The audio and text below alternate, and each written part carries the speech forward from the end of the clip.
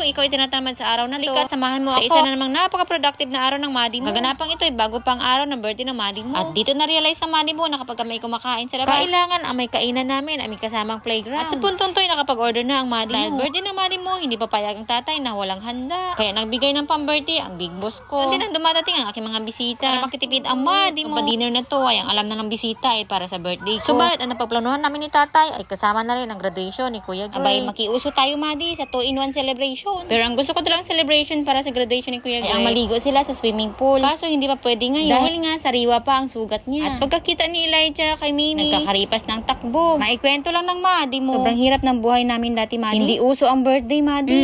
Totoo. Ang kabataan ng Madi mo, nakakalimutan pa nga yung birthday ko. Hunyo at 3 ang birthday ng Madi mo. Mantala naalala ng Maring Margie mo. Hunyo at 5 na. Ganoon kami mag-celebrate ng birthday dati Madi. At kung makaluwag-luwag naman, mapit bahay ang Maring Margie mo ng malaking tawa. Magluluto siya ng pampahaba ko noon ng buhay. Yan ang kasabihan ng mga matatanda dati. Kung hindi bihon Madi, abay pansit. Tapos nung goods na ang birthday Madi, walang blow-blow ng cake. Hindi uso dati yan kay Maring Margie Madi. Aba naman ay gastos na. Abay naintindihan naman ng Madi mo. Abay Madi, 5 din po kami ang binubuhay. Marami-rami din kami. Bagay si Maring Margie nakapagluto ng isa sa mga birthday namin. Hindi pa po naluluto ay ang mga plato namin ay nakaabang na. Kasama si Maring Margie dito Madi. Dahil sobrang busy ng Madi mo. Na-inform siya, abay paalis na kami. Pagka ganun, wag na tayong umasa na sasama si Maring Margie. Kailangan 1 year ago, masabihan mo na siya na tayo ay aalis. Sa ganun ay may 1 taon siyang paghahanda. Ganun Madi. Dahil ay nagmana ako sa kanya na kilay is life. Sa mga ganitong okasyon Madi, kailangan nasa gitna ako ng 2 kong amo. Para nang sa ganun ang kaliwat ka ng subuan. Abi talaga super handsome ang Madi mo. Kung dati ay nagpapamassage ako sa sobrang stress, nagpapamassage dahil sa sobrang pagod ng katawan ng Madi mo. Pero walang problema sa Madi mo yun. Kapag nakatulog ka na at nakapagpahinga, mawawala na. Panibagong bakbakan na naman. Grabe Madi ang buhay ng isang nanay ay hindi mo talaga marirealize na sobrang hirap kapag hindi mo talaga mismo naranasan sa sarili. Pero lagi ako nagpapasalamat sa Panginoon dahil pinagbibigyan niya ako sa lahat ng mga gusto ko. Utang na loob ko sa kanya lahat yun talaga Madi. At sa puntong to'y kumalman na mga bituka ng mga bisita ko. Hindi nakasama si Maring Margie. At habang sila naglalaro sa bakuran, sa restaurant na kinainan namin, Mani mo naman ay naghihintay ng pinakbet at tinake out ko para kay Maring Margie. At kinabukasan ay may maulam siya na panibago sa panlasa niya. Yes Madi, kinabukasan niya pa pwedeng maulam dahil to. Pagdating namin malamang tulog na yun. At sumapit na nga ang talagang kaarawan ng Madi mo. Ito na talaga yung araw ng birthday ng Madi mo Madi. Ay abay itong titiyahin ko yung napaka-thoughtful. Agang-aga binigyan ako ng pasobo. Ay maindagdag man lang sa panghanda Madi. Kinagabihan Madi, maagang nagsara ang Madi mo. Gusto kong kumain na walang istorbo by birthday. By pakik ng napaka-thoughtful kong sister-in-law. Ano ba Madi, kapag tumatanda ka na talaga, kapag nanay ay full time. Isa sa mga pangarap ko ngayon Madi ay makatulog ng 8 hours straight. Every Madi bago simula ng pagkain, balik ka lahat ang karangalan sa Panginoon. At napaka-blessed ng Madi dahil may Maring Margie na talagang pagsalutuan ay hindi inuurungan. Pag sa birthday yan, ang sister-in-law kay maaasahan sa pag-cake. Bay napaka-thoughtful talagang bata yan. Mamaya ay bubuksan natin yung gift na binigay niya sa Madi nyo.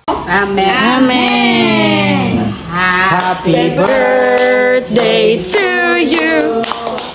Happy birthday to you.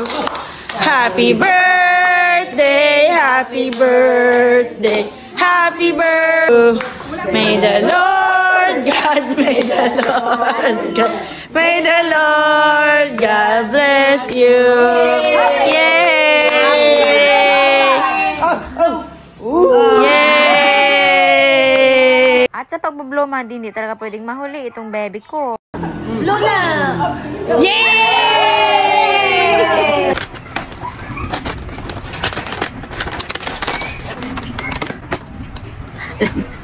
Alam niyo na wala akong pouch. Wala na ano ko.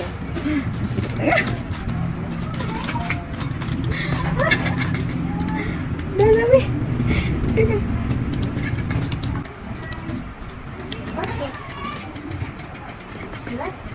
Worth it naman yung pagkatumbling ko, no? Para dito sa dami. Actually, ito yun. At talaga may pa-pouch si Madi. Kasi alam niya wala talaga akong pouch. Para sa mga kilay-kilayan ko. So, ngayon, ilalagay na natin to.